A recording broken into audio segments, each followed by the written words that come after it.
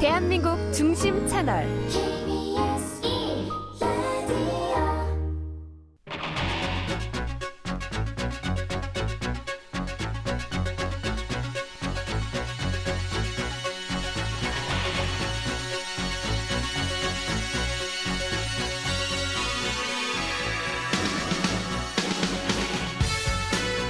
안녕하십니까. 성기영의 경제쇼 플러스 아나운서 성기영입니다. 기후 변화가 식량 위기로 연결되면서 세계 각국의 우려가 커지고 있습니다. 유엔 세계 식량 계획에 따르면 2023년 식량 위기를 겪는 인구를 3억 5천만 명으로 봤고요.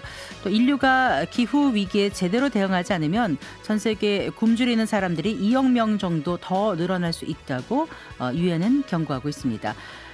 인간 활동의 근간을 이루는 식량이 모자라면 결국 국가 경쟁력 저하로 이어질 수 있는데요. 당장 우리 눈앞에 닥친 현실은 아니지만 우리나라는 식량 자급률이 낮고 또 주요 곡물 대부분을 수입에 의존하는 탓에 세계 식량 공급망 변화에 공급량 변화에 취약할 수밖에 없습니다. 기후 변화에 따른 식량난의 실태와 또 우리나라 식량 안보의 상황을 점검해 보고요. 국내 농업이 나아갈 방향은 무엇인지 함께 짚어보겠습니다. 농학 박사이신 남재작 한국정밀농업연구소장 스튜디오에 모셨습니다. 반갑습니다. 네, 안녕하세요. 안녕하세요. 그래요. 그 옷이라든가 뭐 신발 같은 건 좀 모자라도 뭐 좀 망가져도 살 수 있지만 밥은 며칠만 못 먹어도 정말 버티기 힘들잖아요. 네. 그런데 그렇게 중요한데도 식량에 대해서는 크게 관심이 없고 잘 모르는 것 같아요. 그냥 오늘 뭐 해 먹지? 뭐 어떤 메뉴를 먹을까? 나가서 먹을까? 사서 먹을까? 해서 먹을까? 이 정도만 생각하지 큰 틀에서 식량, 뭐 위기 이런 생각을 잘 안 하고 사는 것 같습니다. 우리가. 그렇죠. 요즘만큼 사실 풍요로운 시대가 없잖아요. 그러다 보니까 식량하고 위기하고 같이 이렇게 이 단어를 이렇게 조합해서 잘 인식하지 않는 것 같습니다. 맞아요. 네. 하지만 대부분의 분들이 이제 농업 얘기나 아니면 이렇게 농산물 얘기를 들을 때면 이 파동이라는 단어가 계속 같이 오잖아요. 네. 배추 파동, 뭐 금추 이런 이게 파동이라는 단어가 계속 같이 오죠. 그러다 보니까 기본적으로 이 그런 농산물 파동하고 식량 위기가 뭔지에 대해서 사실은 우리나라 국민들은 크게 인식을 하고 있지 않다 그럽니까? 아마도 요즘 가장 풍요로운 시기를 우리나라 자체로 보면은 지나고 있어서 그런 게 아닌가 싶습니다. 네. 그래요. 그런데 사실 이제 식량 안보라는 얘기를 하는 데는 그만큼 절실한 면이 있기 때문에 그런 얘기를 하지 않겠습니까? 식량 안보에 관해서 다른 나라 같은 경우는 굉장히 좀 많이 중요시하는 것 같고요. 국민들도 어느 정도 좀 인식을 하고 있는 게 아닌가 싶은데 좀 비교해서 좀 말씀을 해주신다면요, 박사님. 그렇죠. 이게 우리나라만 하더라도 사실 식량 위기에 크게 관심이 없잖아요. 이제 그런데 이걸 생각해 보셔야 되는데 사실 지금까지 우리가 풍요롭게 살 수 있었던 건 어떻게 보면 우리나라가 굉장히 선진국에 들어가 있잖아요. 선진국에 들어가 있다는 얘기는 식량 가격이 조금 오르더라도 충분히 구매할 수 있다는 뜻이기도 하고요. 그러니까 우리나라 국민들은 약간의 좀 물가 불안 같은 거 굉장히 크게 느끼지만은 식량 자체가 모자랄 거다는 그런 걱정은 잘 하고 있지 않죠. 네, 배고픔, 굶주림 이런 건 뭐 이제 거의 나와는 상관없는 단어고 네, 그렇죠. 일부 사람들에게만 해당되는 단어다. 그렇죠. 다 면했다 이렇게 생각들을 많이 하는 것 같아요. 그렇죠. 전반적으로 그러니까 식량 위기를 겪고 있는 국가들은 대부분 다 우리가 개도국이라고 그러죠. 아프리카나 동남아시아에 있는 네. 어쩌면 경제 수준이 굉장히 안 좋은 국가에서 식량 위기를 겪고 있고 반면에 이제 선진국들은 유럽이라든가 미국이라든가 호주 같은 나라들은 대개 농업 대국이거든요. 네. 이런 나라는 사실 식량 위기란 말을 별로 하지 않고 있죠. 대개 이제 식량 위기란 걸 크게 느끼는 국가들은 우리나라나 일본이라든가 싱가포르처럼 이 잘 살면서 이제 그 외국의 공급망에 의존할 수밖에 없는 국가들이 있고요. 네. 그다음에 이제 이 개도국들 네. 이미 위기에 처한 국가들이 있죠. 이 각자가 식량 위기에 대해서 느끼는 게 다 다를 수밖에 없습니다. 싱가포르 같은 경우는 뭐 2030 그린 플랜 이런 걸 발표했다면서요. 네, 싱가포르가 기본적으로 국토가 굉장히 작은 나라잖아요. 작죠. 국토 1%만 농경지로 사용을 하고 있거든요. 네. 이 나라 같은 경우는 기본적으로 작업을 하기가 굉장히 어려운 나라죠. 농산물 생산하기가. 그런데 이 나라도 이제 식량 위기에 대해서 위험성을 느끼는 거죠. 네. 그래서 30 x 30 정책이라든가 그린 플랜 2030 그린 플랜 같은 정책을 통해 가지고 네. 2030년도까지 식량 자급률을 30%까지 올리겠다. 이런 정책을 발표했죠. 네. 그 외에도 여러 가지들이 있는데 주로 이 나라가 하는 건 그러면 좁은 농경지가 농경이 거의 없다 보니까 물고기 양식이라든지 양계라든지 아니면은 스마트팜에서 채소 키우는 것 네. 이런 걸 통해서 30%까지 높여가지고 어떻게 보면은 기후 위기가 왔을 때 완충을 할 수 있도록 이게 뭐냐면 자국에서 생산되는 게 너무 적으면은 네. 외부의 충격이 돼서 이게 대응 능력이 떨어지잖아요. 아무래도 그렇겠죠. 네네. 네. 싱가포르 같은 게 그렇게 하고 있고요. 뭐 스위스 같은 경우도 예를 들면은 그 2017년부터 이미 그 헌법에다가 네. 식량 안보에 관한 내용을 청구했고 일본 같은 경우에도 2007년부터 해가지고 농업 농촌 기본법이라는 게 있거든요. 네, 거기에다가 네. 이제 식량 위기에 대응을 어떻게 하라는 관련 규정들을 첨가를 했습니다. 이렇듯이 이제 기본적으로 수입에 의존하고 있는 많은 나라들은 네. 식량 위기에 이미 대비를 하고 있다고 볼 수 있습니다. 네. 근데 우리는 식량 자급률 목표가 어느 정도예요? 박사님? 우리나라의 식량 자급률 목표는 네. 현재는 이제 우리나라가 식량 자급률 할 때 한 우리가 먹는 곡물만을 얘기할 때 쌀이라든가 뭐 이런 거 있잖아요. 사람이 먹는 거는 한 45%쯤 되고 네, 네. 그다음에 이제 우리가 곡물이 사람만 먹는 건 아니잖아요. 동물도 네. 먹잖아요. 네, 네. 그럴 경우에 할 때는 20% 정도밖에 안 됩니다. 아. 20% 정도밖에 안 되는데 네. 이 목표를 한 2027년까지는 네. 55%까지 올리겠다. 식량 같은 경우에 아, 이렇게 네. 늘리겠다는 목표를 가지고 있죠. 네. 하지만 현실적으로는 상당히 좀 어려울 수밖에 없는 것도 사실입니다. 우리는 지금 말씀하신 싱가포르나 스위스나 일본처럼 이런 뭐 특단의 대책 이런 걸 갖고 있지는 않는 건가요? 어떻습니까? 우리나라 정부의 기본적으로 이제 우리나라 같은 법에 네. 식량 위기에 대응해서 어떻게 하라고 어떤 안정적으로 이제 안정적인 물가를 안정화시켜서 국민들인데 공급해야 한다 이런 명시적인 규정들이 법에 마련되어 있거든요. 하지만 이걸 구체적으로 예를 들면 어떻게 하라 하는 건 아직까지 마련되어 있지 않죠. 네. 이제 그건 이제 그걸 이제 하기 위해 가지고 국회에는 최근에 보니까 네. 식량안보특별법이라는 거 있잖아요. 이런 법이 제안되기도 했습니다. 하지만 네. 아직까지 상임위를 통과하지 못한 걸로 알고 있습니다. 아, 식량 안보 특별법에는 어떤 내용이 담겨져 있는데요? 이런 것들이죠. 식량 위기가 발생했을 때 국가가 어떻게 대응을 해야 한다. 아, 대체로 보면 법이라는 거는 상시적으로 외국의 식량이 상황을 먼저 모니터링해야 되잖아요.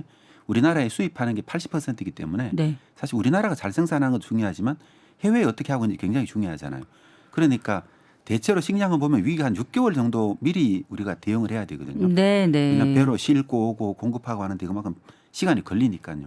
그러면 6개월 앞서 가지고 무슨 문제가 생길지를 예측을 해야 되잖아요. 네. 그걸 하려 그러면 기본적으로 외국의 이제 주요 수출국들의 상황이 어떤지를 모니터링 해야 되고 네, 네. 그걸 그러면 위기가 생겼을 때 어떻게 옮겨와야 되고 그다음에 이걸 가지고 어떻게 가격 안정시켜야 되고 농산물을 어떻게 또 많이 생산할 수 있도록 국내 생산을 높이기 이런 걸 약간 강제하는 조항들이 이제 대체로 식량 안보 관련되는 법에 들어가 있게 됩니다. 네, 네. 일단 발의는 돼 있는 상태라는 발의는 돼 말씀이신 있는 거죠. 상태입니다. 근데 지금 방금 전 식량 위기라는 표현을 하셨는데, 자, 일단 식량이 뭔지부터 한번 정의를 좀 해볼까요? 그 곡물, 채소, 과일, 육류 다 식량이죠. 근데 이렇게 이제 우리가 이렇게 식량이라고 얘기할 땐 그런 게 다 포함되는 건가요? 어떻습니까? 식량이라고 얘기할 때 우리가 식량 위기 아니면은 자급률이라고 얘기를 할 때는 현재는 우리나라에서는 4가지 곡물만을 기준으로 하고 있습니다. 가장 많이 먹고 쌀. 있는 쌀, 네. 밀, 옥수수, 콩 네. 이걸 4대 곡물이라고 얘기를 하는데 아. 이거에 대해서만 이제 우리가 곡물 자급률, 식량 자급률 얘기할 때 하고요. 아. 근데 실제로 이제 우리가 먹는 거는 그 육류 있잖아요. 네, 고기도 네. 많고 채소, 그다음 과일 이런 거 다 있잖아요. 이런 것들이 이제 우리가 먹는 정부의 식품류인데 식량을 얘기할 때는 일단 4가지 곡물을 중심으로 얘기합니다. 아, 그렇군요. 네. 아까 우리나라 식량 자급률이 그러면 20% 정도라고 말씀하신 네네. 거죠? 이게 다른 나라에 비해서는 많이 낮은 건가요? 어떤 건가요? 굉장히 낮은 축에 들어갑니다. 근데 전 세계가 뭐 180개 나라나 되니까 이 모든 나라하고 비교할 수는 없잖아요. 네. 근데 대체로 이제 OECD 국가라든가 이제 주로 선진국 기준으로 보면은 네, 네. 사실 가장 낮은 수준에 들어갑니다. 우리나라가요. 네. 20% 정도가 되니까요. 근데 선진국들의 특징이 뭐냐면은 미국이나 유럽에 있는 국가들 있잖아요. 이런 나라는 식량 자급률이 기본적으로 100%가 다 넘어가거든요. 그래요.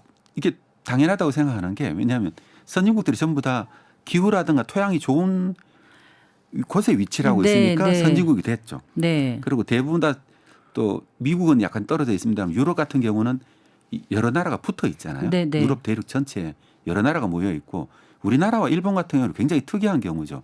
왜냐하면 우리나라 일본은 이 곡물 수출국하고 굉장히 많이 떨어져 있잖아요. 네, 네. 굉장히 멀리 떨어져 있어가지고 뭐 유럽에 좀 유럽의 네덜란드 같은 나라가 만약에 곡물이 좀 덜 생산된다 하더라도 전혀 큰 문제는 아니죠, 그죠? 근데 우리나라나 일본 같은 경우는 약간 섬나라 같은 나라잖아요. 우리나라 둘 다. 또 이제 너무 멀리 떨어져 있고 여기까지 오려면 배를 통해서 굉장히 먼 거리를 지나와야 되고. 그러네요. 네. 그 선진국 중에서는 그러니까 굉장히 이렇게 좀 특이한 구조를 가지고 있고 네. 그런데다가 식량 자급률도 일본이나 우리나라 둘 다 굉장히 낮습니다. 그러니까 좀 우리 같은 나라들은 우리나 일본 같은 나라들은 식량 문제에 조금 더 많은 신경을 써야 되죠. 네. 일본은 어느 정도인데요, 자금률이? 일본도 이제 곡물 자급률은 한 27%쯤 되고. 그래도 우리보단 낫네요. 우리보다 조금 낮고 칼로리 자급률을 얘기할 때는 일본 같은 경우도 한 40%쯤 됩니다. 칼로리 자급률은 아까 뭐 우리나라 고기라든가 과일, 채소 네, 이런 거 이걸 다 다 섞어서 합쳤을 때. 합해서 하는 거예요. 네. 네. 그러면 자급률은 그런데 어느 정도 소비합니까? 우리나라 국민들이.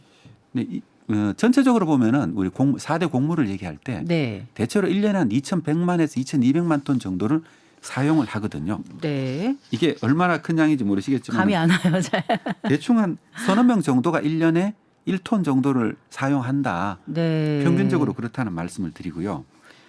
그 3, 4년 저희 정도. 식구가 1톤 정도는 사용을 안 할 것 같은데요, 식량을? 근데 이제 실제로 고기를 많이 드시면은 네.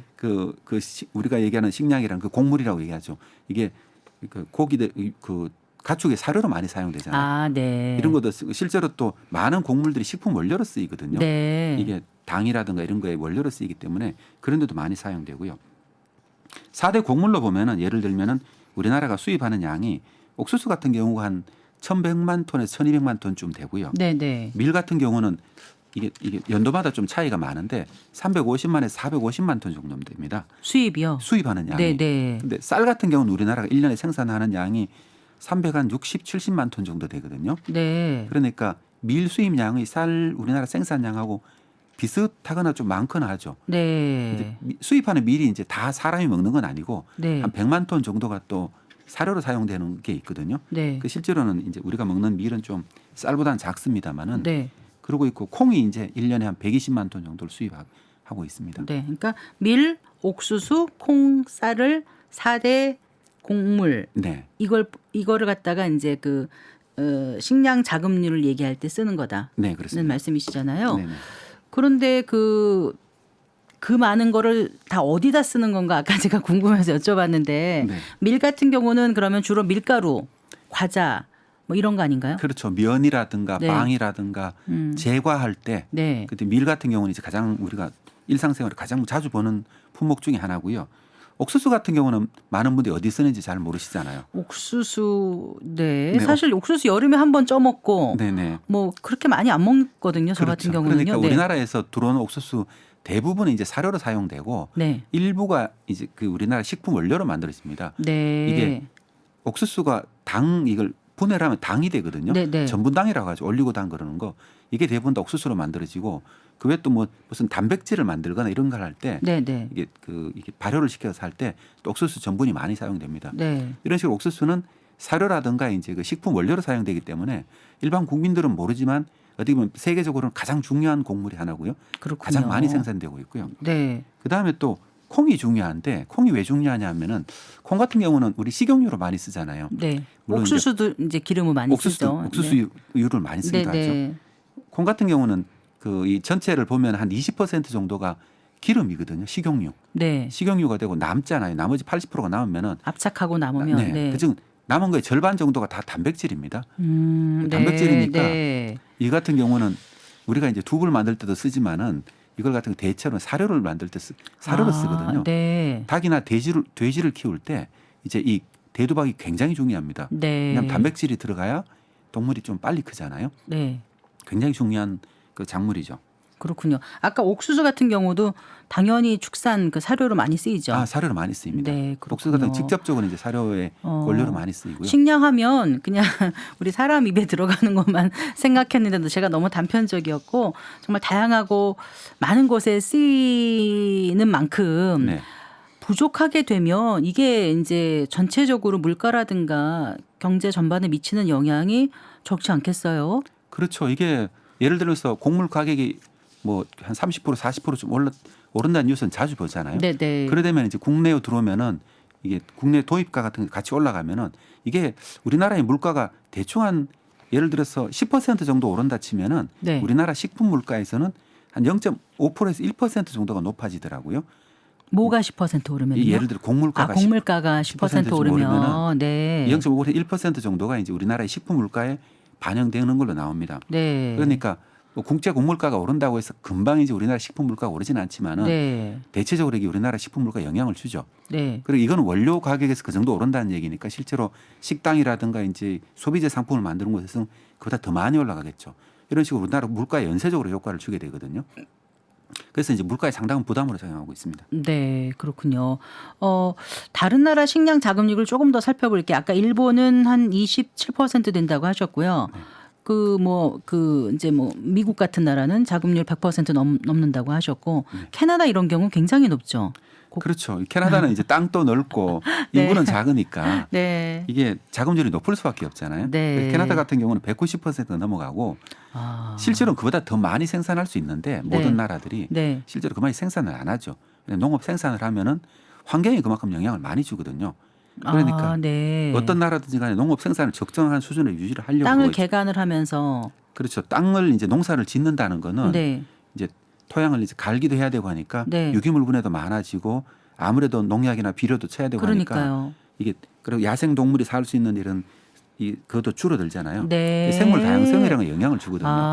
그래서 무작정 농사를 많이 지으면은 한 해는 농사가 바짝 이렇게 많이 농산물 많이 생산할 수 있지만 그 다음부터는 이게 밸런스가 좀 깨져가지고 네. 생산량이 줄어들게 되거든요. 네. 환경에 악영향을 주고 하기 그렇군요. 때문에 나라마다 적정한 수준을 유지하려고 하고 있습니다. 그러니까 더 할 수 있는데 안 하는 건데 캐나다는 한 거의 190%쯤 되고 그렇군요. 미국 네. 같은 경우는 이제 예를 들면 더 높을 수도 있는데 네. 휴경지가 굉장히 많이 있거든요. 네. 휴경지를 두면서 한 120%, 130% 정도를 유지를 하고 있고 돌아가면서 농사를 짓나 그렇죠. 보죠. 그런 것도 네. 있고요. 그다음에 유럽 같은 경우는 평균적으로 한 160% 정도가 됩니다. 그렇군요. 네. 그러니까 이게 많이 생산되는 국가에서는 많은 양을 이제 그 전 세계로 수출을 하고 있죠. 네. 그렇군요. 동남아시아 이쪽에서도 쌀 같은 경우는 많이 수출하지 않습니까? 동남아시아 같은 경우도 쌀은 이제 대부분 다 생산된 지역에서 소비가 되거든요. 그렇군요. 특징이 네. 이 곡물마다 특징이 있는데 옥수수 같은 경우는 이제 굉장히 많이 생산하잖아요.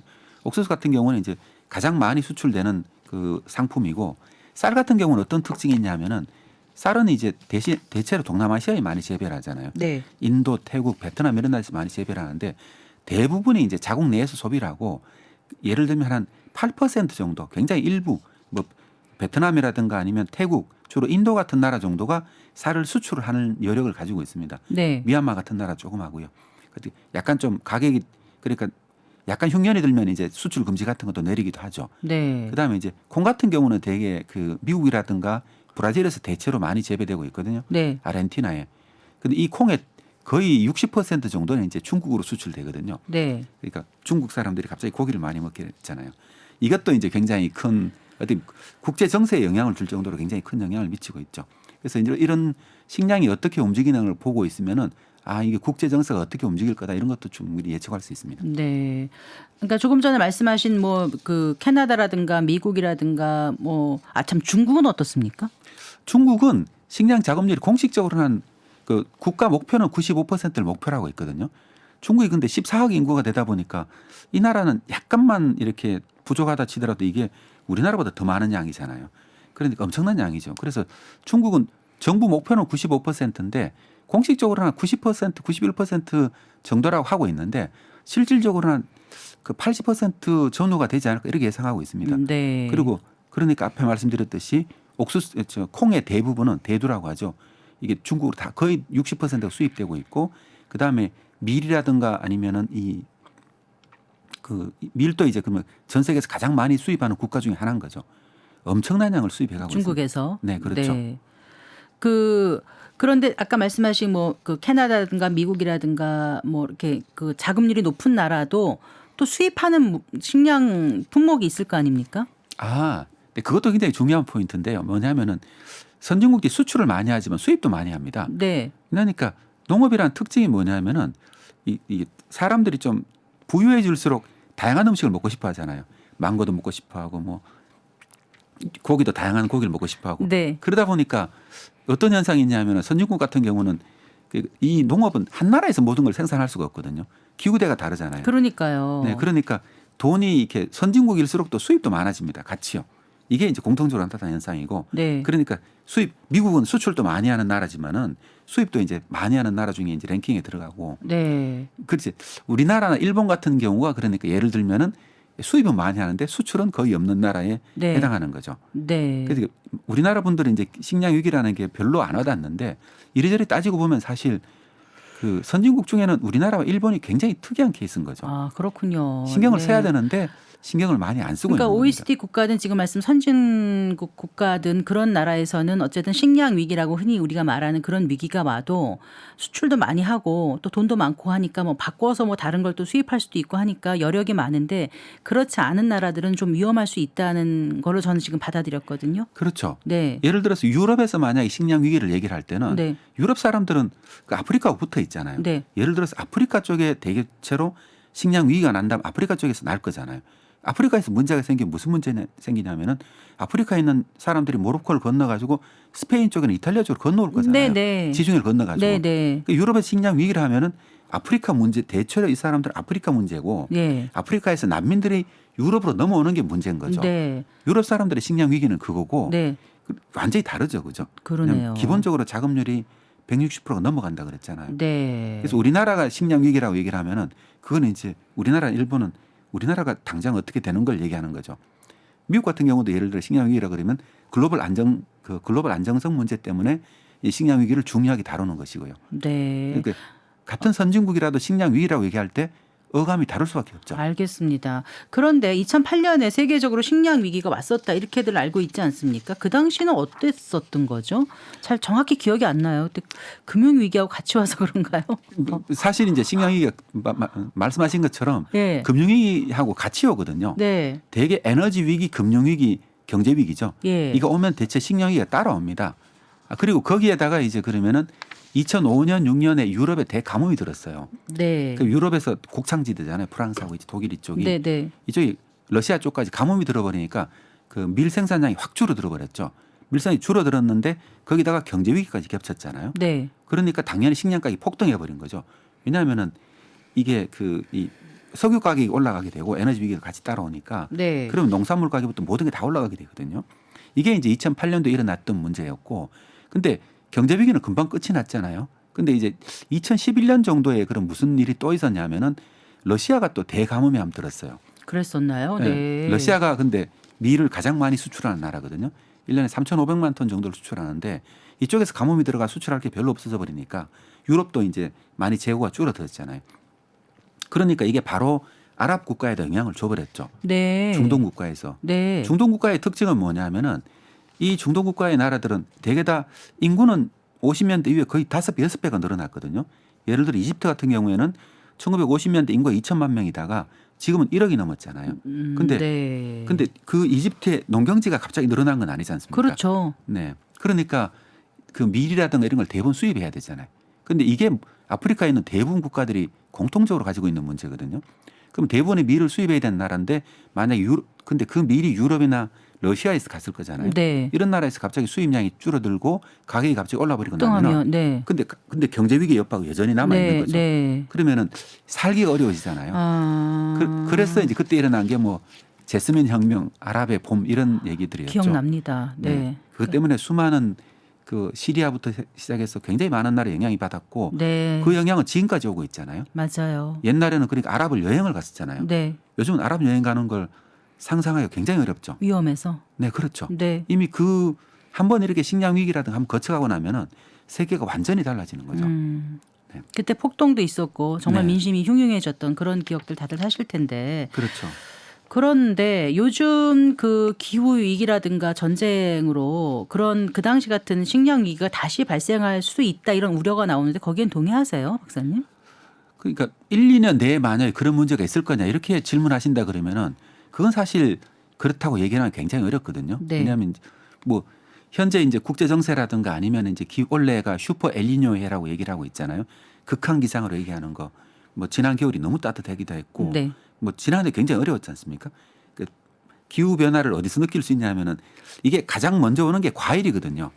그 작년에 사과를 원래 사과 사 먹기가 굉장히 어렵잖아요. 비쌌죠. 가격이 너무 올랐죠. 30-40% 정도 올랐고 아니면 2배 정도 올라가지고 명절 때도 사과 선물 받는 게 굉장히 굉장히 부담스러운 일이 돼버렸어요. 네.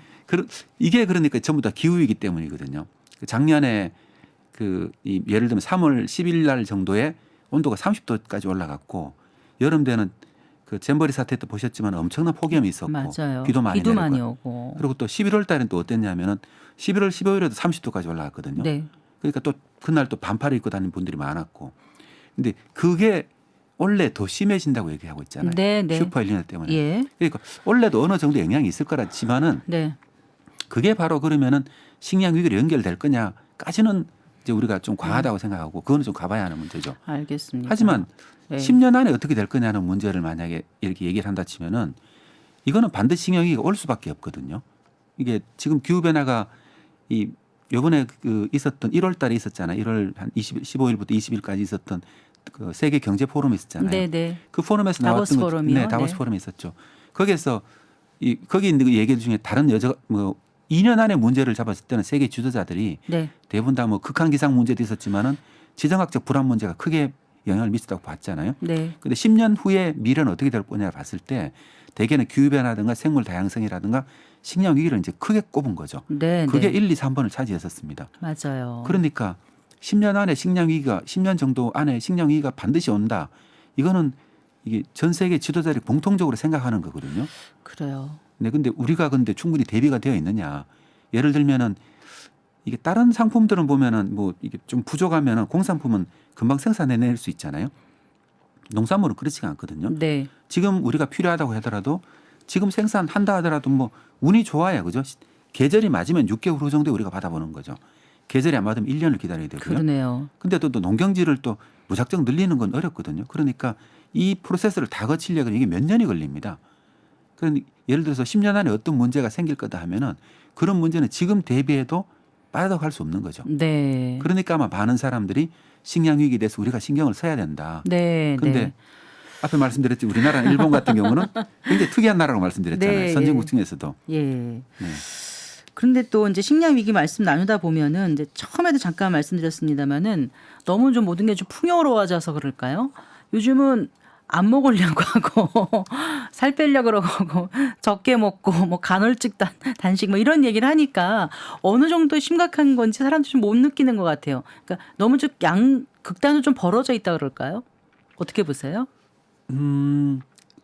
우리나라가 선진국입니다. 기본적 선진국이라서 이제 우리나라 예를 들면 우리가 엔겔 개수라고 얘기하잖아요. 네, 엔겔 지수라고 전체 네, 생활비에서 그렇죠. 식생활비가 네, 차지하는 비중인가요? 우리나라가 한 네. 12%쯤 되거든요. 12%, 13% 평균적으로. 평균. 네. 선진국들이 대개 10% 전후를 왔다 갔다 아, 하잖아요. 그렇군요. 네. 우리나라도 그러니까 가장 잘 사는 나라에 들어가는 거죠. 네. 그러니까 이게 식량 가격이 어느 정도 오른다 하더라도 사실 그게 뭐 12%가 15% 뭐 20%까지 오른다 하더라도 그 정도가 문제가 되지는 않잖아요. 그래 근본적으로 우리나라에 문제는 없죠.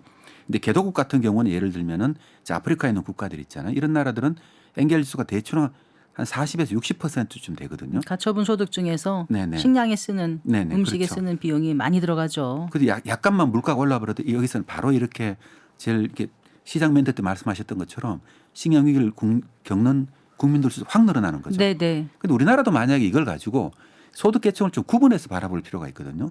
예를 들면 대개 5분 이수라고 얘기하잖아요. 네, 네. 5단계를 나눴을 때 예를 들면 20% 국민이 있는 그 제하위 계층 있잖아요. 이분들이 가처분 소득 대비해 가지고 식비에 지출하는 비중이 한 40%쯤 됐거든요. 네. 이걸 10%로 내리면은 네. 이게 50%까지 올라갔습니다. 이게 작년 평균으로 했을 때요. 이 얘기는 무슨 얘기냐면은 한 1,000만 명에서 2,000만 명 정도의 국민들은 아프리카에 있는 나라의 그 국민들이 겪는 평균적으로 겪는 그런 정도의 이제 그 약간 뭐라 그러죠? 부담을 영향을 느끼고 받는 거죠. 그러니까, 부담을 느끼고 있다는 거죠. 네, 그러니까 그 음식값이 좀 오른다. 네네. 아까 말씀하신 사과값이 오른다면 보통 같은 경우는 좀 오르면 좀 덜 먹으면 되지라든가 조금 올랐네 이렇게 생각할 수도 있지만 말씀하신 아까 한 1,000만 명 이 정도 네네. 같은 경우는 너무 비싸서 도저히 사 먹기 어렵다 이렇게 느낀다는 거죠.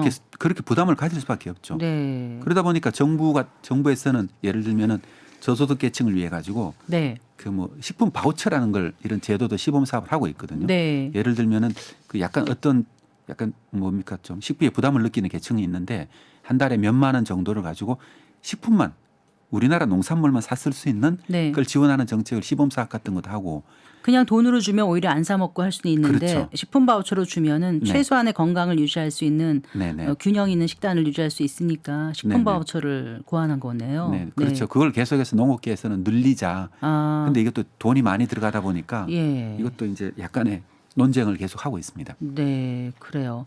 당장 우리나라가 먹을 게 부족한 건 아니고 식량 위기는 아니지만 어디선가 그 식량 가격이 오르면 영향을 받고 고통을 받을 수 있는 국민이 생각보다 적지 않다는 데서 위기감이 느껴지는데요.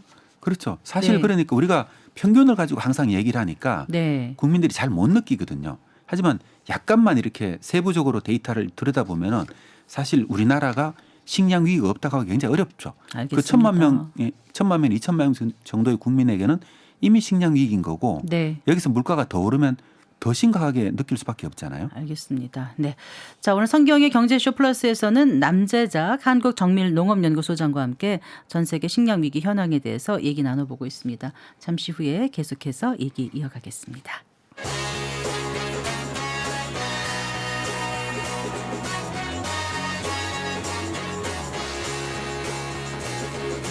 경제 시야를 넓혀드립니다. 투자의 지름길을 안내합니다. 돈 되는 정보를 발견하는 시간. KBS 1라디오 경제쇼.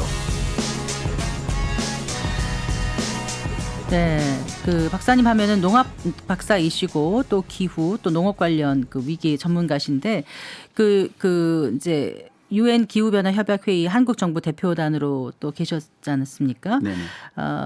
그 전 세계 식량 위기의 가장 큰 원인을 역시 기후 위기라고 보시는 거죠, 박사님께서도. 그렇죠. 여러 가지 위기가 있지만은 여러 가지 문제가 있지만 사실 기후 위기가 가장 큰 영향을 미치죠. 앞으로 조금 전에 말씀드렸습니다만 사실 온도가 굉장히 빠르게 올라가고 있잖아요. 네. 그리고 온실가스를 줄이자고 탄소 중립을 하자고 말들은 많지만은 선언을 하고 했잖아요. 하지만 네. 실질적으로 보면은 요즘 국제 정세를 보면은 국가 간의 경쟁이나 뭐 신냉전 여러 가지 이유 때문에 그렇게 될 가능성은 굉장히 낮죠. 네. 가장 희망적으로 보더라도 1.7도까지는 올라갈 것 같다고 얘기하거든요. 지구 평균 기온 예, 지금 상승이 네네 베스트 시나리오에서도 돼서, 그렇다는 네, 거죠. 네. 근데 만약에 그게 베스트 시나리오고 만약 다른 조건이 만약 뭐 부과된다 치면은 2도도 넘어갈 수 있다고 얘기를 하고 있습니다. 아, 2도가 올라가면 어떻게 되는 거예요? 해수면 상승부터 해가지고 우리가 지금 보고 있는 극한 기상이라고 얘기하고 있잖아요. 너무 추워지거나 너무 더워지거나 여름에 너무 비가 많이 내리거나 폭염 같은 이런 것들이 이 빈도가 점점 더 많아지는 겁니다. 네. 예를 들면은 뭐 어떤 것들은 10년에 한 번씩 오는 것들도 있었잖아요. 그런 게 요즘 뭐 한 1년에 한두 번씩 오는 정도로 굉장히 많아지게 되고 이런 빈도가 많아지면 무슨 문제가 생기냐면 농산물이라는 건 생산되려 그러면은 자라는 기간 동안 3, 4개월 정도 되잖아요. 이 기간 동안에 기후가 일정한 패턴을 가져야 되거든요. 그렇죠. 네. 근데 만약에 너무 더운 기간이 일정 오래되거나 아니면 너무 오랜 기간 동안 가뭄이 되거나 너무 오랜 기간 동안 장마가 지거나 이렇게 해버리면 사실 농산물 생산이 30, 40%훅 줄어들어 버리는 거죠. 네. 이게 우리나라만의 문제일 땐 상관없는데 이게 전 세계가 이제 비슷한 문제를 다 겪을 거잖아요. 그럴 경우 이제 심각한 문제가 네. 생기는 그러니까 거죠. 이제 장기적으로 기후 변화도 문제지만 또 일시적으로 기후 환경이 바뀌어서 그 식량 수급이 그 아주 급격하게 불안정해지는 경우도 앞으로 더 많이 생겨날 것 같아요. 점점 더 빈도가 많아지는 거죠. 이런 네. 것들이요. 예전에는 뭐 한 10년, 15년마다 한 번씩 나타나는 것들이 앞으로는 뭐 5, 6년마다 한 번씩 나타날 수도 있는 것처럼 네. 점점 사이클이 빨라지거든요. 예. 사이클이 빨라지면 회복하는데 또 많은 시간이 걸리잖아요. 그러니까 이 물가라든가 이런 데 전반적으로 다 영향을 미칠 수밖에 없습니다. 그 1980년에 우리나라에서 냉해가 굉장히 심해서 그때 뭐 쌀 생산량이 거의 뭐 30% 정도 감소한 적도 있었다면서요. 그랬었죠. 뭐 기억이 나시나 모르겠습니다. 그 시절에. 한참 학교 다닐 때라서. 그때 저도 이제 아주 어릴 때였는데 저도 어렸을 때라서. 어릴 때였는데 네. 정말로 그 5월부터 하루도 안 빠지고 일주일에 몇 번씩 비가 왔었거든요. 그랬었나요? 서늘한 여름이었다고 얘기를 합니다. 아. 이게 이제 뭐 여러 가지 썰들 중에서 미국에 있는 세인트 헬레나 화산이 터져가지고 네. 이렇게 약간 성층권을 가려서 온도가 햇빛이 1도씩 정도 좀 낮았다고 얘기하거든요. 모투가 되니까. 그렇죠, 그렇죠. 네. 그것 때문에 우리나라 벼 생산이 한 30%, 쌀 생산이 30%좀 줄어들었습니다. 네. 근데 문제는 그 당시는 식량 자금률이 한 6, 70%될 때였잖아요. 수입을 별로 안 알고 있을 때였거든요. 네. 근데 갑자기 이제 쌀을 수입하려 그러면은 복잡한 문제가 생기는 거죠. 왜냐하면 대체로 이제 어느 정도 거래가 있으면 그 정도 물량이 존재하는데 농산물은 보관을 못 하기 때문에 네. 과잉 생산해 버리면은 어느 나라든 다 문제가 생기거든요. 그리고 항상 수요를 예측해서 생산을 하는데 그게 줄어들어 버리고 나면은 이게 바로 영향을 미치는 거죠. 네. 그것 때문에 우리나라 굉장히 힘든 시절을 지났습니다. 아, 그때 기억하시는 분들은 저런 게 식량 위기구나 이렇게 생각하실 수 있을 것 같아요. 네, 그렇죠. 근데 이제 구체적으로 기후 변화가 식량 공급에 어떤 영향을 주는지 일단 말씀하신 대로 일정 범위를 벗어나면 영향을 받는 거죠. 식물이 그렇죠. 적응을 못 하는 거죠. 네. 이 기후가 여러 가지가 있는데 예를 들면은 가을에는 좀 우리나라 벼농사를 예를 들면은 가을에는 좀 비가 안 오고 맑은 날이 많아야 되잖아요. 네. 그래도 사과도 익고 사과도 잘 익고 이제 벼도 이게 튼실하게 여물죠. 근데 가을에 너무 비가 많이 와버리면은 사실 이제 농작물 수확이 어려워지고 여름 같으면 이제 또 적당히 비가 와야 되잖아요. 네. 그때 너무 가물어 버리면 또 문제가 되고 이런 것처럼 또 꽃 필 때는 적당한 기후가 유지가 돼야 되잖아요. 네. 갑자기 냉해가 와버리면은 꽃이 다 얼어 죽어버리겠죠. 네. 그럼 또 벌도 영향을 받고 그렇죠. 이런 것처럼 이런 패턴들이 계속 나타나고 있는 거죠. 아마 뉴스를 자세히 보시면은 이런 수많은 뉴스를 보셨을 겁니다. 이런 네. 뉴스 계속 등장하는 게요.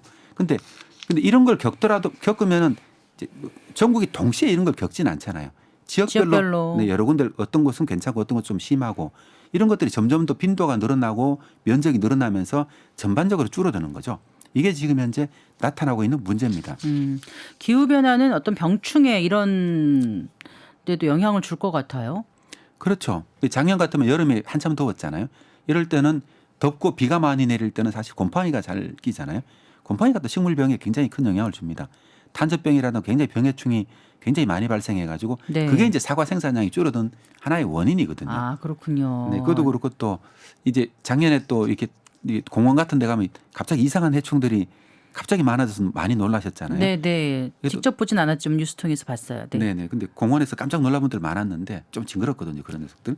근데 얘들도 보면은 봄이 따뜻하다 보면은 1년에 한 뭐 이게 3번, 4번 정도가 이렇게 번식을 해야 되는데 네, 따뜻하면 더 많이 해요. 5번, 6번 정도 번식을 해버리면은 네. 이게 기하급수적으로 늘어나잖아요. 곤충이. 아, 네. 그러니까 안 보이던 이 해충들이 도시에까지 이렇게 확 퍼져버리는 이런 현상도 나타나고 이런 것들은 전반적으로 농민들은 만약에 이게 밭에 들어오면은 네. 농약도 뿌려야 되고 수많은 대응을 해야 되죠. 네. 이런 것들이 또 식량 생산을 떨어뜨리고 비용을 올리는 원인으로 작용합니다. 원인이 되는군요. 네.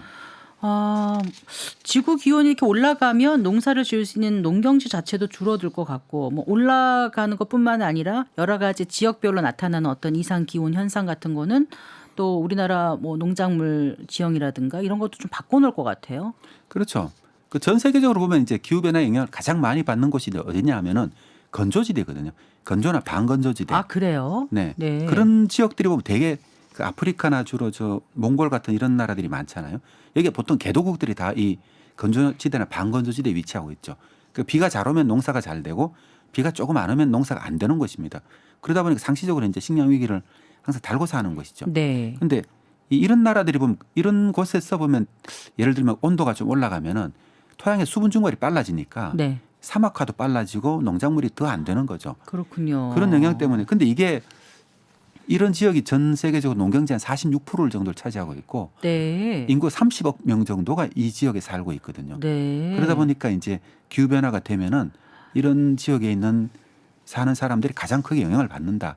앞에 말씀드렸듯이 이게 유럽의 난민 문제로 연결되고 네. 또 이게 중남미에서는 미국으로 또 난민 문제로 연결되죠. 네. 이게 국제 정세에 영향을 주기 때문에 선진국들은 또 관심 가지고 보고 있고요. 그렇군요. 그런데 또 이런 질문 드리고 싶어요. 꼭 기후 변화가 식량 위기로 이어지는 건가?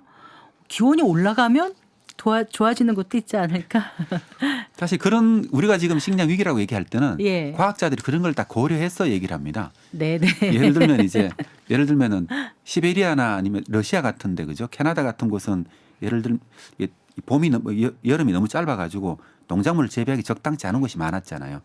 이런 곳 같은 경우는 그런 이게 기온이 올라가니까 네, 아무래도 네, 지을 수 있는 그렇죠. 기간이 늘어나는 거 아니에요? 그렇죠. 얼음도 좀 녹고? 네 그렇죠. 그러니까 네. 농작물 생산이 양이 늘어나죠. 네. 재배 면적도 확대되고 네. 밀 같은 경우는 이제 이렇게 확대되는 게 있고요. 근데 앞에 말씀드렸듯이 이제 건조지대가 늘어나면서 주로 건조지대 옥수수라든가 이런 다른 곡물을 많이 재배하거든요. 네. 이런 건 생산성이 줄어들고 이렇게 해서 평균적으로 이런 걸 다 고려했을 때 1도 올라갈 때마다 한 3에서 7% 정도 줄어든다. 이렇게 얘기합니다. 근데 되게 3에서 7% 그네가 또 안 와닿잖아요. 굉장히 클 것 같은데요. 그렇죠. 이게 전 세계 평균이다 보니까 네. 1년에 27억 톤 정도가 생산되거든요. 곡물이. 이게 3억 톤, 이게 3에서 7% 같으면 예를 들면 우리나라가 1년에 수입까지 다 해서 소비하는 곡물이 2,100만 톤이라 그러지 않으셨어요? 근데 그게 아까? 0.8%쯤 됩니다. 그래 3% 5%좀 줄어든다 치면은 우리나라 같은 나라가 5개 되는 나라가 하나도 없는 게 되는 거죠. 이게 5%가 줄어드는 겁니다. 네. 굉장히 큰 타격이 있겠죠. 그렇군요. 어쨌든 전반적으로 보면 기후 위기로 인한 피해가 훨씬 더 크다는 말씀이신 거죠. 그렇죠. 이거는 네. 이제 그 앞에서 말씀드렸듯이 기후가 한 1.67도까지 올라가는 거, 네. 그 한 10년, 20년 내에 그죠? 지구의 평균 기온. 지구 평균 기온이 네. 여기에 따라 가지고 극한 기상이라고 얘기하고 있죠. 네. 이것도 빈도가 점점 늘어나는 것도 거의 정해진 코스거든요. 네. 그러니까 우리가 지금은 이제 풍요로운 시대라고 아직 얘기하고 있을지 모르지만은 전 세계가 아마 10년 정도 내에서도 한두 번 정도는 작은 위기 같은 게 있을 수 있고 굉장히 큰 식량 위기가 있을 수밖에 없다. 네. 근데 이것도 하나 고민해야 되는 건 뭐냐면은 전 세계가 다 이렇게 연결돼 있잖아요. 그러니까 우리나라가 좀 이렇게 안전하다고 해가지고 안심할 수가 없는 게 왜냐하면 중국이 흉년이 들면은 중국의 식량 수입이 늘어날 거잖아요. 네. 그럼 우리나라가 수입해올 식량이 줄어드는 거죠. 그렇죠. 그런 것처럼 모든 세계 연결돼 있습니다. 그래요. 그런데 뭐 기후 위기가 점점 더 심해진다고 봐야 되는 거잖아요. 그렇게 상정해 놓고 미래에 대책을 해야 되는데 대책을 세워야 될 텐데 식량 위기도 점점 더 심각해져야 된다라고 생각하고 해야 되지 않습니까? 네, 그렇죠. 대비를 충분히 해야죠. 미래에는 정말 식량이 한 나라에 굉장히 그 강력한 무기가 될 수 있다는 생각이 들어요. 저도 이제 식량이 지금까지는 사실 에너지가 중요했었고 그다음에 이제 요즘은 리튬 같은 배터리를 만드는데 자원이 중요했잖아요. 네. 그다음 세기는 아마도 식량이 가장 중요한 어떤 하나의 그 국제 관계를 결정짓는 그런 자원이 아닐까 그런 생각을 하고 있거든요. 그래서 우리나라 같은 경우는 자금률이 너무 낮기 때문에 이제 글로벌 정세 변화를 하는 데 있어 가지고 어떻게 대응해야 될지 네. 지금부터 굉장히 치밀한 준비가 필요하다 이런 생각을 하고 있습니다. 네. 잠시 후에 그 얘기 계속 이어가겠습니다. 성기영의 경제쇼 플러스 오늘 남재작 한국정밀녹음연구소장과 함께하고 계십니다.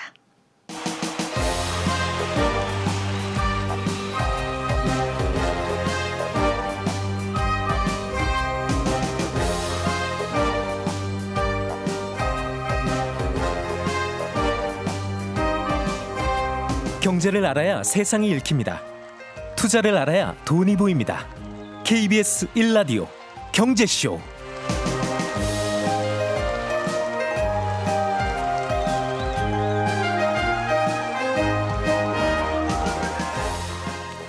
박사님과 함께 얘기 나누다 보니까 정말 그 나눌 말씀이 많은 것 같은데 그래도 이제 좀 결론에 다가가는 그런 좀 말씀을 들려주시면 좋겠어요.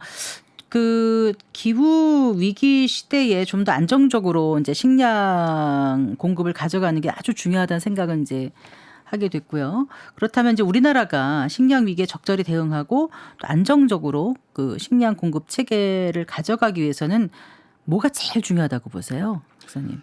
첫 번째로는 이제 국내 생산량이 좀 있어야 되겠죠, 그죠? 근데 그게 네. 사실은 쉽지 않거든요. 우리나라가 쌀 같은 경우가 이제 거의 그 뭐 작업하는 수준까지 생산할 수가 있거든요. 네. 생산할 수가 있는데 문제는 이제 그 논면적이 너무 빨리 줄어들고 있는 거죠. 1년에 한 15,000헥타르 정도가 줄어들고 있거든요. 왜 줄어드는 거예요? 사실 그게 공단 개발하거나 뭐 주택 개발하거나 도시 개발하거나 도로 만들거나 여러 가지 이유 때문에 논이 줄어들기도 하고 그다음에 또 농촌의 인구가 급격하게 줄어들잖아요. 그러니까 휴경지가 늘어나는 것도 있거든요. 네. 여러 가지 문제 그리고 또 요즘 그 또 하나의 문제는 쌀 가격이 네. 또 이 농민들이 생각하기에 충분히 높지 않다고 생각하니까 그러니까 농사 지어봐야 고생만 하지 이렇게 네네. 생각하는 분들이 네네 그런 것도 이제 그 농촌의 고령화하고 맞물려 가지고 네. 예전에는 이제 한 가족의 생계를 농지에서 다 해결해야 되니까 이게 어떻게든 많이 생산하려고 노력을 많이 했는데 요즘은 대체로 농촌의 고령화가 너무 심각하다 보니까 농촌에 남아 있는 많은 분들이 한 80, 80대 남아 있는 경우가 많거든요. 네. 되게 혼자 계신 분들도 많고 이러니까 농업을 어떻게 적극적으로 해야 되겠다 하는 그 열의가 네. 아무래도 예전보다 떨어질 수밖에 없죠. 네. 이런 여러 가지 문제 때문에 논면적이 줄어들고 이런 게 어떻게 보면은 굉장히 심각한 문제 중에 하나죠. 그런데 자급률 높이기 위해서는 논 면적을 유지해야 되는데 지금 그러지 못하고 있는 현실이다. 그렇죠. 그러니까 이거 문제도 어떻게 대응해야 될 거냐. 이것도 굉장히 중요한 것 중에 하나고요. 그런데요, 쌀 소비량은 근데 우리나라 계속 줄지 않습니까? 해마다 조금씩 주는 것 같더라고요. 이것도 참 딜레마죠. 그런데 그런 상황에서 논 면적을 계속 유지하는 게 식량 안보의 근본적인 해결책이 될까? 이런 또 질문이 떠오릅니다. 사실 그게 우리나라가 지금 농업이 가지고 있는 가장 심각한 난제 중에 하나입니다. 아, 예. 이걸 설명하려면 굉장히 좀 복잡하긴 한데요. 왜냐하면 우리나라가 기본적으로 농농사 진 지가 몇천 년이 됐잖아요. 그러다 보니까 생각해 보시면은 우리나라 농업은 논농사를 잘하기 위해 가지고 모든 기술 개발에 이걸 다 만들어 왔었거든요. 네, 네. 이게 우리나라가 식량 작업한 지가 뭐 78년 정도에 작업했을 뿐이잖아요. 겨우 3, 40년 정도밖에 안 됐죠. 그럴 정도로 이 논농업에 굉장히 많은 투자를 해왔는데 요즘 국민들이 쌀을 갑자기 적게 먹기 시작하잖아요. 이게 육류 소비가 늘어난 게 가장 결정적인 이유고 아. 그리고 또 쌀에 대해 가지고 곡물류에 대해 가지고 또 네. 비만이라든가 당뇨의 원인이라고 생각하는 탄수화물은 적이다. 네 그런 네. 소식들이 너무 많이 이렇게 접하다 보니까 많은 분들이 그 뭐 탄수화물을 아무래도 줄이려는 노력을 많이 하고 있잖아요. 하지만 비타민 B라든가 여러 가지 중요한 어떤 그렇죠. 그 몸에 필요한 에너지원이 아닙니까? 대신에 또 네. 빵을 많이 드시더라고요. 그러니까 거기도 빵이나 쌀이나 탄수화물 똑같은 마찬가지. 탄수화물인데 네. 그래서 하여튼 저로서는 이해가 안 가는데 그런 게 두 가지가 겹치다 보니까 그러니까 해먹기가 좀 귀찮아서 그런 것도 있을 거예요. 밥을 짓고 반찬을 여러 가지 해야 되잖아요. 아무래도 우리나라가 이제 1인 가구가 많아지면서 네. 또 젊은 층 가구가 많아지면서 네. 그런 것도 영향이 있는 것 같아요. 빵은 빵 하나, 우유 하나, 빵 하나, 커피 하나 이렇게 먹으면 좀 간편하니까. 네. 글로 그 식생활 문화가 좀 옮겨가는 것 같기도 하고요. 네, 그래서 뭐 약간 번외기로 저 같은 경우는 네. 우리나라 쌀 문화가 한식이 좋긴 한데 네. 한식이라 해서 혼자 사는 분이 굉장히 번거롭잖아요. 힘들어요. 그래도 외국 사람들이 쌀을 어떻게 소비하고 있냐를 보면은 되게 원디쉬 요리라고 해가지고 네. 밥을 가지고 하나 이거 파스타처럼 만들어 먹잖아요. 그렇죠. 그 안에다가 이것저것 예, 다 넣고 넣고, 볶아가지고 네네. 뭐 네. 이게 약간 졸여가지고 이렇게 네. 파스타 만들듯이 만들어 아, 먹는데 졸여서 그런 식으로 우리나라도 예를 들면은 그 간편식 같은 것들이 좀 많이 나와가지고 네. 그 쌀을 좀 더 많이 소비할 수 있도록 왜냐하면 우리나라가 잘 생산할 수 있는 건 쌀인데 국민들이 쌀을 소비를 하지 않으면은 사실 이 모든 계획이 다 엉클어져 버리거든요. 좀 나이가 들수록 밀가루보다 쌀이 훨씬 소화가 잘 돼서 더 밥을 많이 찾게 되는데 쌀 소비량이 2012년 이후 20%나 감소했고 육류는 소비량은 오히려 42% 같은 기간 증가했더라고요. 네, 그래서 육류 소비량 앞으로도 계속 더 증가할 전망이고 아. 쌀은 더 줄어들 전망이거든요. 어. 사실 이 두 가지 문제를 동시에 가지고 있으면서 농업 문제를 이렇게 같이 튜닝을 해간다 그럽니까? 네. 굉장히 이게 난이도가 높은. 미세 조정을 이렇게 좀 잘해야 될 것 같은데. 근데요. 네. 쌀 소비량은 줄어드는데 이제 밀 소비량 늘어나고 있잖아요. 네. 그럼 논에다가 쌀 대신에 콩이나 밀 심으면 안 돼요? 저 너무 무지한 질문입니까? 아니면 실제로 정부가 하고 있는 정책이고요. 네. 예를 그 밀 같은 경우는 근데 이제 그것도 딜레마가 있는 게 왜 이게 어려운 그 문제냐 하면은 그 우리가 WTO 협정을 체결할 때 네. 쌀은 그 관세로 그 처음에는 이제 시장을 좀 막았고 그 다음에 2015년부터는 관세를 513%로 했거든요. 네. 그래서 관세를 굉장히 높여놔 쌀은 그러니까 방어를 아주 철저하게 하고 있어요. 네. 그리고 농민들 입장에서는 예를 들면은 만약에 콩을 심거나 밀을 심으려 그러면은 소득을 쌀 정도는 이렇게 기대를 할 거 아닙니까? 그래야 하죠. 바꿔서 그- 짓죠. 네. 그렇지 않으면 네. 쌀을 계속 심을 거고 네. 쌀은 과잉되니까 정부들은 이제 쌀 가격을 안정시켜라 그래 구매를 해달라 뭐 이런 식의 요구를 많이 하잖아요. 네. 그런 농민들과 정부 간의 충돌 뉴스를 많이 가끔 보게 되잖아요. 네. 네. 근본적인 배경들이 이런 것들이거든요. 아. 근데 그러면은 밀을 생산하게 하려 그러면은 네. 예를 들면은 뭐 소비처도 만들어 줘야 되고 네. 그리고 또 가격도 쌀과 비슷하게 맞춰줘야 되잖아요. 네. 콩도 마찬가지고 다 돈이 들어간 일이죠. 그러니까 우리가 쌀을 줄어들수록 농업의 이런 밸런스를 맞추기 위해 가지고 예산이 더 많이 투입되는 이런 딜레마가 있는 겁니다. 농업에요. 그럼 밀은 또 국제적으로 가격 경쟁력도 좀 낮다는 얘기도 있더라고요. 네, 그렇죠. 그것도 하나의 문제고 예. 가격도 하나의 문제고 또 우리나라 밀 같은 경우는 소규모 농가들이 생산을 하다 보니까 네. 밀은 대개 다 국수를 만들거나 가공식품을 만들 때 쓰잖아요. 네, 네. 이런 특징이 뭐냐면은 품질이 균일해야 되거든요. 그렇겠네요. 네, 라면 맛이 들쭉날쭉하면 안 되잖아요, 면이. 네. 근데 이제 우리나라 밀은 농가들 소규모 농가들 생산하다 보니까 품질이 약간 들쭉날쭉해요. 아. 이것 때문에 그러니까 이 문제도 해결을 해야 되고 네. 우리가 또 이러니까 이건 또 농가 구조의 문제 연결돼 있거든요. 네. 그래서 우리가 앞으로 한 5년 10년 동안에 우리 농업계가 해결해야 할 일입니다. 왜냐하면 농가 인구 고령화되면서 점점 더 줄어들고 있고 네. 근데 농경지는 어쩔 수 없이 넓어질 거잖아요. 농경지면 넓어져. 농경지는 일인당- 줄어든다고. 일인당 경지면- 1인당 재배 면적이. 1인당 경지면 넓어져야 네, 될 텐데 네. 이런 게 자연스럽게 이렇게 이루어지도록 해야 되잖아요. 네. 그럼 농경 또 곡물 같은 경우는 기계화가 잘 돼 있거든요. 근데 기계가 되게 5천 1억씩 하니까 이게 절이 작은- 용자로 해주지 않나요? 작은 농가는 이 기계를 구입해 가지고 어. 쓰기가 어렵죠. 그러니까 네. 경작 단위가 커져야 됩니다. 아. 이런 구조 변화 문제가 동시에 다 일어나야 되는데 또 이제 우리나라 농경지는 또 경자 유전 법칙 때문에 소유가 이렇게 자유롭지 않거든요. 그렇더라고요. 네, 임대도 자유롭지 않고 아. 이런 문제도 해결을 해야 되고 아, 여러 가지 난제가 지금 얽혀 있네요. 그렇죠. 근데 네. 그런데 사실 우리나라 국민들은 그 이제 농지 그런 부동산 투기 나올 때나 가끔 뉴스가 듣게 되고 네. 고위공직자 무슨 청문회 할 때나 네. 이러다 보니까 실제로 그 농지를 어떻게 활용해야 될지 아니면 어떻게 바꿔나갈지 한 논의가 거의 없었거든요. 네. 근데 지금까지는 우리가 이제 농가 소득 관점에서 농업이라는 걸 바라봤는데 앞으로 식량 위기라는 걸 어떻게 대응할 거냐, 기후 위기를 어떻게 대응할 거냐 관점에서 바라봤을 때는 토지 문제부터 이제 경작 단위 문제, 네. 농가 문제까지 이게 동시에 다 해결해 나가야 되는 거죠. 네. 이게 5년, 10년 내에 다 이루어져야 어떻게 보면은 우리가 식량 위기에 제대로 대응할 수 있다 이렇게 볼 수도 있습니다. 네. 정말 무기까지는 아니더라도 그 식량 위기에 많이 노출되지 않도록 지금부터 최선을 다하는 그런 지혜가 필요해 노력이 필요해 보이는데 네. 그러면 근본적인 해결책이 뭔지 전문가시니까 좀 몇 가지 좀 제시를 해주세요. 근본적인 해결책이라 그러면은 예를 들면 이제 그 우리나라 농업 문제에 대해서는 앞에 말씀드렸듯이 그 농지 문제가 사실 제일 심각하거든요. 근데 예를 들면은 그 우리나라 농지는 해방 이후에 이렇게 뭐라 그러죠 분배를 했잖아요. 1950년대 네, 들어왔어요. 네. 그 농지를 나눠줬죠. 농민들인데 유상 분배를 했었는데 그러다 보니까 소유가 굉장히 분산되어 있습니다. 지금 그게 이제 당연하게 여겨져 왔죠. 근데 이제 그 1세대, 2세대 분들이 거의 다 이제 고령화되고 돌아가시다 보니까 그 농지들이 대부분 다 도시에 있는 자연어들이 다 상속을 했거든요. 네. 농지 절반 정도가 그러니까 이미 도시 사람이 소유를 하고 있어요. 네. 근데 이게 10년쯤 지나고 나면은 한 더. 80%까지가 농지 소유가 도시 사람들이 가지게 되는 거죠. 예. 상속으로 발생하는 문제입니다. 네.